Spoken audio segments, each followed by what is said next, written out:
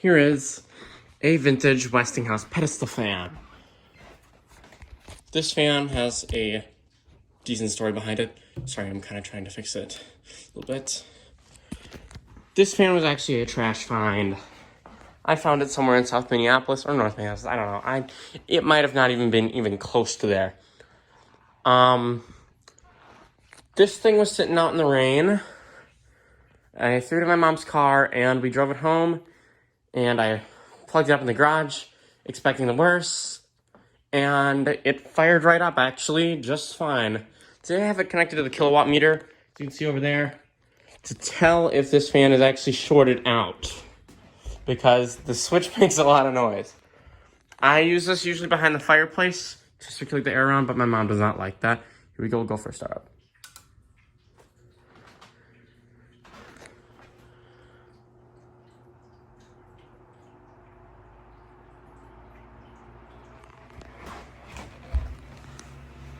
.7 amps seems to be drawing a normal amount.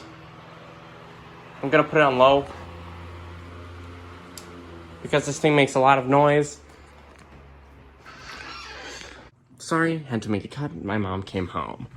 Anyways, I put the fan on low because sometimes when I have it on high, it hits the grill right here, and I don't want that happening because these are big light blades.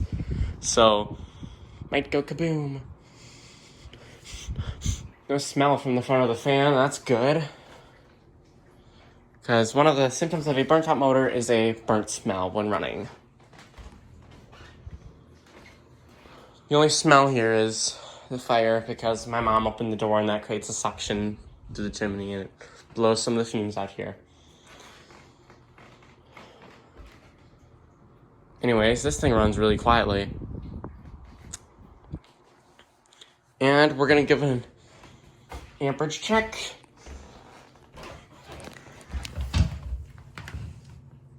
.23. This thing is drawing an okay amount of amperage. This thing is doing just fine. This thing runs so fast when you put it on high, I have no idea why they'd want it to run that fast. Especially with the blade pitch it has. These Westinghouses are known for having a really good blade pitch. And here is the Colin 583 patented mic wind test.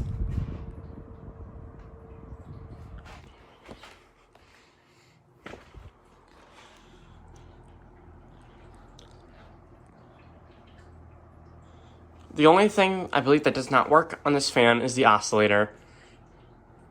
And I haven't tried to get it to run yet with the oscillator on. Mainly because the oscillation knob is seized up. Oh, sweet, I'm not getting zapped. At least the wiring in this thing is somewhat sound. Especially considering, look at that. There's no bare metal wire though, so it's fine.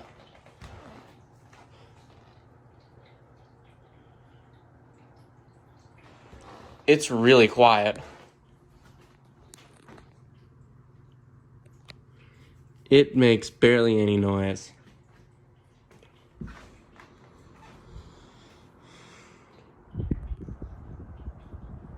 You can tell this thing is fallen because look at this. Look at the grill. And look how freakishly close those blades come to it. I do not know if you'll be able to see that, but I'm going to turn it off. I'm still scared of the switch. It makes a lot of noise.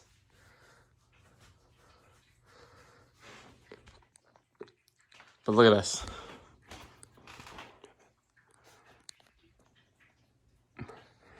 No idea if you can really perceive just how close it gets, but it's pretty close.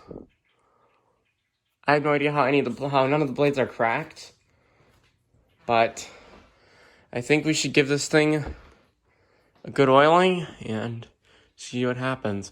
I believe I've taken the blades off of this and cleaned them to whatever extent I could, but did not work that well. Plus, I think I may have taken some of the paint off, so that was when I decided to stop. This fan is, if I had to guess, 50s, 60s. Definitely not 70s. But it could also be earlier. It could definitely be 40s, because I believe I remember the Power Airs being from the 40s, and this has a similar design to a Power Air. Look at this. That looks a lot like a Westinghouse Power Air. I have a Power Air. It's a little 10-inch one. It's the 2-speeder, and it runs really nice. I like it, but I don't have it here. It's at my grandparents' house. I have a separate collection there. Anyways, you can get a look inside there. It looks a little bit like a GE motor, actually. There are little fins on there. Wow, those windings actually look pretty good in there. Can't imagine this was used too much. Anyways, I remember the first time when I plugged this in, I was so terrified. I was worried the thing was going to either do nothing, or B, go kaboom. I did not have the thought in my mind that would possibly work just fine, because I picked this thing up off the curb. I expected it to be no good. This is actually the fan at its tallest. It is taller than I am. It can go pretty short, all the way down to here, but there's really no point in having it that short. But this thing really puts out a lot of air. Even though I do not have the oscillation working, it will cool down or move the heat around in an entire room. Actually, practically the entire upstairs. I had this thing running over there, and there was a little fire going in the fireplace, and the whole upstairs got to like 70 degrees. It was really nice, actually.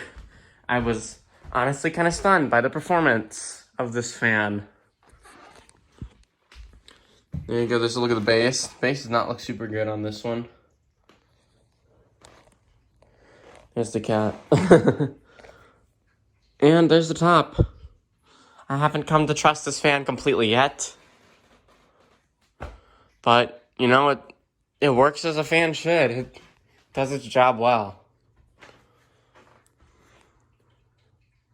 Look at that blade set. Those are big. Is there any? There's like no back forwards end play. Wow. Holy crap. There's like no end play at all. The motor in this fan is in really good condition. The bearings in it are in really good condition. They just need to be oiled. And I'll get around to doing that when I can. I don't know why there isn't a rear oil port, from what I can tell. There's only one at the front here. So I would not know how to oil the back. And I'm pretty sure there's a bearing back there. I'm 90% sure that there is a bearing. There should be. It also would be like the opposite of the... Oh, wait. It might be a uni-bearing motor. I would not know. No, there's no way. It could not be. I'm definitely sure it's not a uni-bearing motor. It's nothing like a GE. The GE is like pretty much all of them, including that one that is over there, had a single bearing motor. But the freshened airs that also had the GE motors did not. And so did that one over there. That one also had a dual bearing motor. But a lot of the later ones, like 60s, 70s, those ones had them. I have no idea where this cord is from. I'm 90% sure it's not original, but it could be. Just judging by this plug, it could definitely be original. There's a small possibility. Also, I don't know if you see these, how some of them are popped out and some of them are not. Like here, and this one's popped out. See the difference between these two blades? Look at this. I believe that is their primitive weighing system to balance the blades.